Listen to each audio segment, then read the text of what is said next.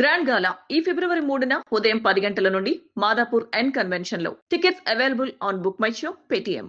Hi hello నమస్తే, నేను మీ Apoorva. Welcome to iDream. Chitti madam చెప్పే పరిష్కారాలు అండ్ పేరెంట్స్ అందరూ కూడా అడుగుతున్న క్వశ్చన్స్ అన్నిటికీ చాలా మంచి రెస్పాన్స్ వస్తుందని వింటున్నాము. సో ఇవాళ అయితే చిట్టి మాట చిత్రాల మూటలో మరిన్ని పేరెంట్స్ క్వశ్చన్స్ని మేము తీసుకొని దానికి మేడం మాటల్లో క్వశ్చన్స్కి ఆన్సర్స్ తెలియాలనుకుంటున్నాము. సో వెయిట్ ఎందుకు, మేడంతో మాట్లాడద్దాం. నమస్తే అమ్మా. నమస్తే అపూర్వ, ఎలా ఉన్నారు? బాగున్నాను. హాయ్ మేడం, పేరెంట్స్కి అయితే అసలు క్వశ్చన్స్కి ఎవరికి అంత ఉండదు మేడం. అలాగే పేరెంట్స్ నుంచి వస్తున్న రెస్పాన్స్ కూడా చాలా బాగుంది. సో వాళ్ళు ఇంకా చాలా క్వశ్చన్స్ డీటెయిల్గా కూడా మళ్ళీ అడగడం మొదలెట్టారు, స్పెసిఫిక్గా వాళ్ళు ఎదుర్కొంటున్న ప్రాబ్లమ్స్ గురించి. సో అలాగే ఈ ఎపిసోడ్లో ఒక పేరెంట్ స్పెసిఫిక్గా అడిగిన క్వశ్చన్ గురించి మాట్లాడదాం అనుకుంటున్నాము. తప్పకుండా. మీరు రెడీ అయితే అసలు ముందు థ్యాంక్స్ వాళ్ళకి. నిజంగా madam, thank you so much. అసలు అందరూ చాలా మంచి రెస్పాన్స్ ఇస్తున్నారు మన వీడియోస్కి. We have to thank them. And then ఏదో మనం చేస్తున్న కృషి వాళ్ళకి ఉపయోగపడుతుంది అంటే I'm very very happy. I'm really thankful to you. Definitely చాలా హ్యాపీగా ఫీల్ అవుతున్నారు మ్యామ్. అసలు మీరు ఉండడం వల్ల చాలా వాళ్ళు అడుగుదాం అనుకున్న క్వశ్చన్స్కి ఎవరిని అడగాలి, ఎటు నుంచి ఆన్సర్ తెచ్చుకోవాలి అని తెలియని ఒక పొజిషన్లో మీరు కనిపిస్తున్నారు. సో అందుకే వాళ్ళ డౌట్స్ అడిగారు. ఇవాళ అయితే ఒక పేరెంట్ క్వశ్చన్ని తీసుకుంటున్నాము. సో విష్ణు రవివర్మ గారు భీమవరం నుంచి అడుగుతున్నారు. సో మేడం, మా అమ్మాయి వయసు 8 సంవత్సరాలు, 3వ తరగతి చదువుతోంది. మా పిల్లల సమస్యలు చాలా వరకు మీ వీడియోల ద్వారా పరిష్కారం అవుతున్నాయి. చాలా ధన్యవాదాలమ్మా. మేడం, మా కూతురు హిందీ సబ్జెక్ట్లో ఒక్క ప్రశ్నకు సమాధానం ఇవ్వడానికి 1 గంట పడుతోంది. అదే గణితంలో ఆమెకు 100% వస్తోంది. హిందీలో మాత్రం 4 లేదా 5 మార్కుల కంటే ఎక్కువ రావట్లేదు. ఆమెకు ఇష్టం లేదంటే సమయం వృధా చేస్తుంది. ఈ సమస్యని ఎలాగైనా పరిష్కరించాలి, ఎలాగ మేడం అంటూ అడుగుతున్నారు మేడం. సో ఐ థింక్ చాలా పిల్లల్లో చూస్తూ ఉంటాము, వాళ్ళకి నచ్చని విషయం అయితే ఫుల్గా టైం వేస్ట్ చేసి అలాగా. కానీ చాలాసార్లు చూస్తాం కదా మ్యామ్ ఈ క్వశ్చన్కి. తప్పకుండా. మనం పిల్లల్ని నేను ఎప్పుడు అంటూ ఉంటాను కదా, అసలు ఎందుకు అని రీజన్ తెలుసుకోవాలి ఫస్ట్. ఇష్టం లేక చేయటం లేదా, తెలియక చేయటం లేదా.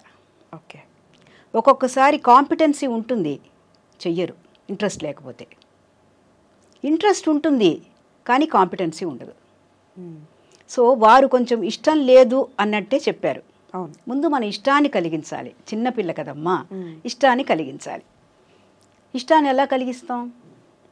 చాలా పెద్ద ప్రశ్న. చాలా పెద్ద ప్రశ్న. పెద్ద కష్టం ఏం లేదు. మామూలుగా ఒక భాష మీద మనకి పిల్లలకి ఇంట్రెస్ట్ని ఏర్పాటు చెయ్యాలి అంటే ఫస్ట్ థింగ్ ఈ స్టోరీ.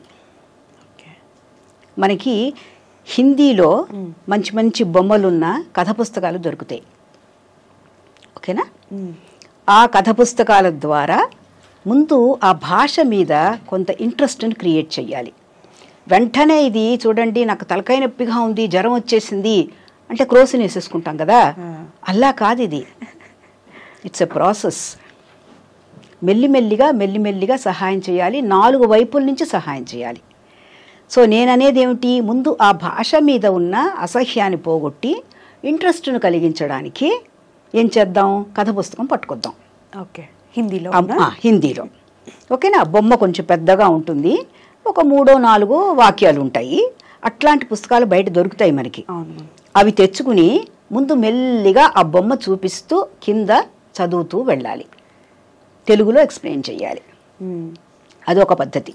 అంటే ఏంటి, ఓహో ఇందులో కూడా కథలు ఉంటాయన్నమాట, నాకు ఇష్టమైన కథ ఇందులో ఉంది, నేను దీంట్లోంచి చూసి నేర్చుకుంటాను, పోన్లే హిందీ కూడా మనం బాగానే ఉంది అన్న భావన వస్తుంది. అది అయిన తర్వాత ఒక చిన్న ఆట ఆడించవచ్చు. అదేమిటంటే కమల్ ఉందనుకోండి, ఒక పదం క-మ-ల, అంతే కదా, అండర్లైన్ చేయించి ఎన్ని అక్షరాలు ఉన్నాయి దాంట్లో? 3 పైన రాయించాలి. ఇది నేను వందలాది మంది పిల్లలతో చేయించాను, వేరే కారణానికి చేయించాను. ఓకే, ఈ గేమ్ ఇది ఒక ఆట అన్నమాట. అర్థమవుతుందమ్మా పూర్వ? ఇది ఒక ఆట. ఇది ఆటలాగా ఆడిచ్చాను, కానీ నాకు వచ్చిన రిజల్ట్స్ ఇమ్మెన్స్ హ్యాపీనెస్ని ఇచ్చింది.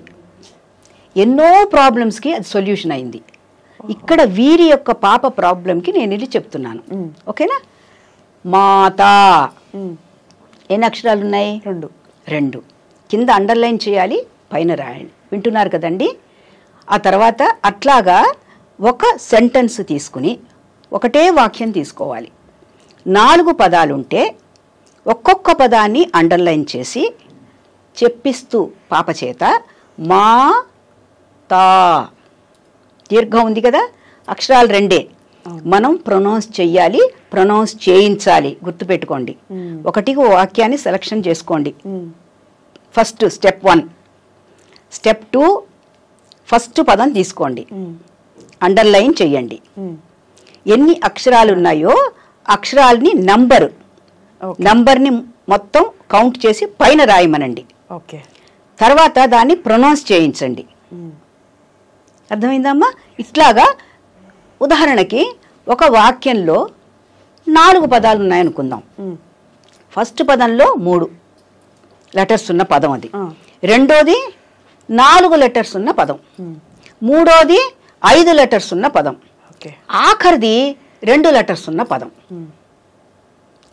కింద నోట్ చేయమని చెప్పాలి. ఒక యాక్టివిటీ మోడ్లో అంతే. యాక్టివిటీయే ఇది, గేమ్. ఈ వాక్యంలో ఎన్ని పదాలు ఉన్నాయి అన్న దాని మీద నా దృష్టి పోతుంది, పిల్లల దృష్టి అలా పోయింది. ఏంటి పదాలు లెక్క పెట్టమంటున్నారు, లెటర్స్ లెక్క పెట్టమంటున్నారు. ఓకే, వాక్యం నెంబర్ 1. ఇందులో 4 పదాలు ఉన్నాయి. ఫస్ట్ పదంలో పక్కన రాసుకోవాలి. పదం రాసి కింద తీసి రాయాలి బుక్లో. ప్రొనౌన్స్ చేస్తూ చూడండి ఎలా చేస్తున్నాను. స్టెప్ 3. మ్యాథ్స్ ని హిందీలో కలుపుతున్నా. Rightly said Apoorva, you are the first person who has told me this. ఆ మ్యాథమెటిక్స్ ఫార్ములా అని ఇక్కడికి తెచ్చాను. Rightly said. So happy I am. See చూడండి మీ తరఫున ఎట్లా స్వీట్ గా ఎలా అంతా గ్రహిస్తుందో విషయాలు ఒక మదర్ గా ఉండి. ఓకేనా? సో ఈ పిల్ల ఏం చేస్తుంది ఇప్పుడు? పాప ఏం చేస్తుంది? కింద తీసి రాయడం మొదలెడుతుంది. 1 బిలో ది అదర్ రాయాలి. అంటే ఫస్ట్ పదము 4 అక్షరాలు ఉన్నాయి కాబట్టి బ్రాకెట్లో 4 వేసుకోవాలి రైట్ సైడ్. నెంబర్ 2 అని వేసుకోవాలి. కానీ ప్రొనౌన్స్ చేస్తూ రాయాలండి, పలుకుతూ రాయాలి. రెండో పదము జాగ్రత్తగా స్పెల్లింగ్స్ రాసుకోవాలి. నంబర్ ఆఫ్ లెటర్స్ బ్రాకెట్లో వేసుకోవాలి. మళ్ళీ మూడో పదం తీసుకోవాలి, దాన్ని ప్రొనౌన్స్ చేస్తూ రాయాలి, నంబర్ ఆఫ్ లెటర్స్ బ్రాకెట్లో వేసుకోవాలి. ఇట్లాగా 4 పదాలు అయిపోతాయి కదమ్మా అపూర్వ. ఎన్నిసార్లు రైటింగ్ అయింది చెప్పు నాకు? ఒక్కసారి రైటింగ్ అయింది, అవునా? ఒకసారి రీడింగ్ అయింది, వెరీ గుడ్. ఒకసారి రైటింగ్ అయింది. ఇప్పుడు తీసి ఏం చేయమనాలి? చక్కగా వాక్య రూపంలో రాయమనాలి. సెకండ్ టైం రైటింగ్ అవుతుంది. ఓకేనా? సో ఇప్పుడు మనం చూద్దామే ఈ రెండో వాక్యంలో ఎన్ని పదాలు ఉన్నాయో నువ్వు కనిపెట్టాలట. ఓకేనా? మొదటి వాక్యంలో కనిపెట్టేశావు. ఇప్పుడు నేను ఉండను నీ పక్కన. నువ్వు రెండో వాక్యంలో ఎన్ని పదాలు ఉన్నాయి అండర్లైన్ చేసి, చదవడం వస్తే నువ్వు చదువు, లేకపోతే నేను పక్క నుండి చదివిస్తాను. ఓకేనా? నువ్వు అండర్లైన్ చేస్తూ ఇప్పుడు నేర్పాను కదా, జాగ్రత్తగా ఎన్ని పదాలు దాగి ఉన్నాయో కనిపెట్టాలి. ఇదే procedure. 1 below the other underline చేసుకోవాలి, నంబర్లు పైన వేసుకోవాలి, 1 బిలో ద అదర్ రాసుకోవాలి, తర్వాత మళ్ళీ వాక్యం రాసుకోవాలి.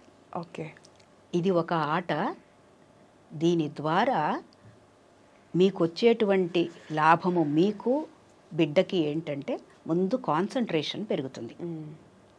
చూడడం ఇష్టం ఉన్నా లేకపోయినా ఏంటో చూడడానికి షార్ట్గా ఉంది కానీ దీంట్లో 3 లెటర్స్ ఉంటాయా? పిల్లలు చెప్పారు, మ్యామ్ ఇంత పొడుగుంది మ్యామ్, అందులో 6 అనుకున్నాం మ్యామ్, మేము 8 ఉన్నాయన్నారు. ఇక అమేజింగ్ రిజల్ట్స్లే. అవి ఇంకోసారి డిస్కస్ చేద్దాం మనం. డెఫినెట్గా మ్యామ్. రాను ఎలా తయారయ్యారంటే పిల్లలు ఇలా చూస్తూ ma'am we can guess ma'am, 6, 7 కరెక్ట్గా గెస్ చేయడం మొదలెట్టారు. అంటే ఈ బ్రెయిన్ ఏదైతే ఉందో దాన్ని వాడేట్టుగా చెయ్యాలి మనం. మొదట మీరు కథ పుస్తకం ద్వారా ఇంట్రెస్ట్ క్రియేట్ చేస్తాం. రెండోది సైడ్ బై సైడ్ ఈ ప్రయత్నం.